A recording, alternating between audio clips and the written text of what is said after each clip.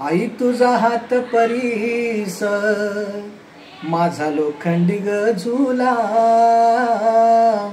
आई तुझा हात परीस माझा लोखंडी गझुला, हात परीस लागता झुला सोन्याचा झाला, झुला सोन्याचा झाला। अंबरून वासराले चाटते जवा गाय, तवा मले तिच्यामध्ये दिसते माझी माय, दिसते माझी माय। नमस्कार।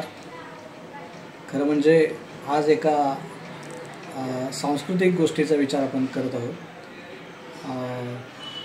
आपले म्हणजे माझे मित्र प्राध्यापक कविमित्र प्राध्यापक प्रशांत मोरे सर खूप चांगल्या पद्धतीनं आईबद्दलच्या कविता सादर करतात आणि त्यांची एक कविता आईबद्दलची जी आहे तर तिची सुरुवात फक्त सांगतो आणि त्यानंतर मी तुम्हाला स गो पाचपोर नावाचे एक कवी आहे त्यांची कविता माझे मित्र हनुमंत आतकरे शिक्षक आहेत, तर त्यांच्या मुलीला आता ही 15 ऑगस्टच्या कार्यक्रमामध्ये सादर करायची आहे, त्यामुळे ती कविता मी तुम्हाला सांगतो। तर प्रशांत मोरे जी कविता म्हणतात त्याची एक ओळ अशी आहे, आईची महती सांगताना आई काय असते, आई म्हणजे काय, आई कधी आई वासराची गाय असते, लंगड्याचा पाय असते, आंधळ्याची काठी असते असं आपण म्हणतो, तर आई विशाल असते, आई अनंत असते, आई आई आई आई हीच आपली खरी तर ताकद असते।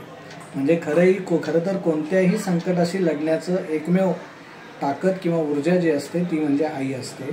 तर प्रशांत मोरे असं म्हणतात की आई तुझा हात परीस माझा लोखंडी गझुला,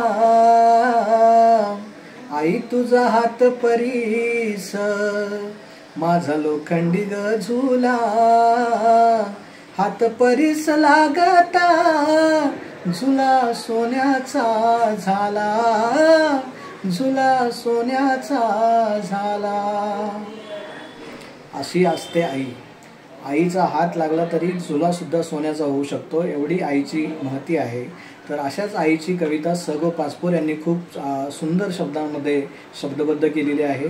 ही कविता खरं तर माझा मित्र प्राध्यापक मित्र जयप्रभू याच्यासोबत कॉलेजला जाताना तो गुणगुणत होता आणि त्याच्याकडून ही मी कविता पहिल्यांदा ऐकली आणि त्यानंतर धुळ्याच्या एका साहित्य संमेलनामध्ये साधारण 5-10,000-20,000 लोकांच्या समोर मी ही कविता पहिल्यांदा सादर केली, संपूर्ण महाराष्ट्रभर ती गेली आणि त्यानंतर अभिनेते आपले जितेंद्र जोशी जे आहेत तर त्या जितेंद्र जोशीने आमचे साताऱ्यातले आमचे कार्यकर्ते मित्र धनंजय यांच्याकडून ती ऐकली आणि सयाजी शिंदे आणि अभिनेते जितेंद्र जोशी यांनी ती कविता ऐकली आणि जितेंद्र जोशींनी मुंबईमध्ये पोलिसांसाठी जो कार्यक्रम झाला होता त्या कार्यक्रमात ती सादर केली आणि ती कविता मग महाराष्ट्रभर पोहोचली।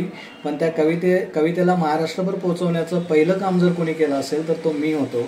म्हणजे खरं तर ही कविता धुळ्यात जेव्हा मी सादर केली त्यानंतर मग जे सामाजिक चळवळीतले जे लोक आहेत किंवा जे कलाकार आहेत ते सगळेच ही कविता सादर करत होते। तर ती कविता अशी आहे, अंबरून वासराले चाटते जवा गाय,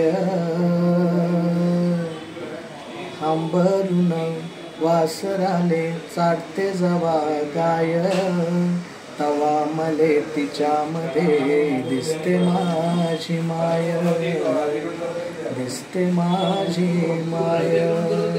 अंबरून वासराले चाटते जवा गाय, तवा मले तिच्यामध्ये दिसते माझी माय, दिसते माझी माय।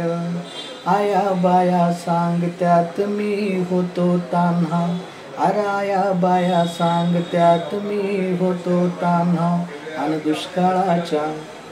दुष्काळाच्या काळामध्ये आटला मायचा पान्हा, आटला मायचा पान्हा, आणि पिठामध्ये पाणी मिसळून मले पाजत जाय, तवा मले तिच्यामध्ये दिसते माझी माय, दिसते माझी माय। अरकन्या काट्या वेचायला माय जाई राणी, पायात नसे वाहन तिच्या हिंड्यानवानी, हिंड्यानवानी। विंचू काट्यालाही विंचू काट्यालाही मानत नसे तिचे उघडे पाय, तवा मले तिच्यामध्ये दिसते माझी माय, दिसते माझी माय.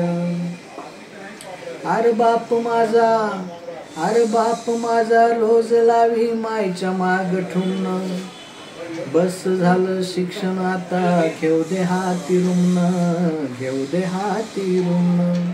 अरे शिकून शाने, अरे शिकून शाने कुठं मोठा मास्तर तू होणार, तवा मले माय मला दिसते या मास्तर, दिसते या मास्तर. अंबरून वासराले चाटते जवा गाय, तवा मले तिच्यामध्ये दिसते माझी माय, दिसते माझी माय.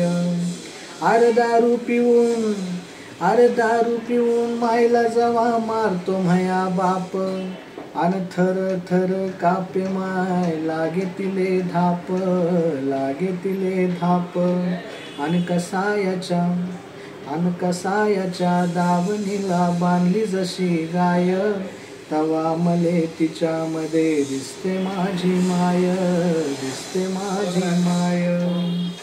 आणि बोलता बोलता, अरे बोलता बोलता एकदा मायच्या डोळालं पाणी, सांग म्हणे, अन सांग म्हणे राजा तुझी कवा दिसल राणी, कवा दिसल राणी.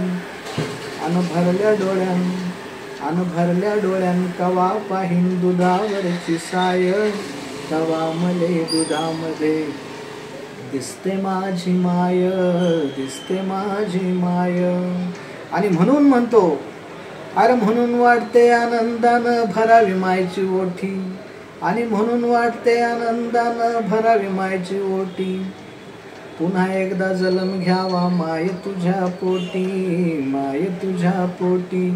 माय तुझ्या चरणी, माय तुझ्या चरणी माथा ठेवून धराव तुझं पाय, तवा मले तुझ्यामध्ये दिसते माझी माय, दिसते माझी माय.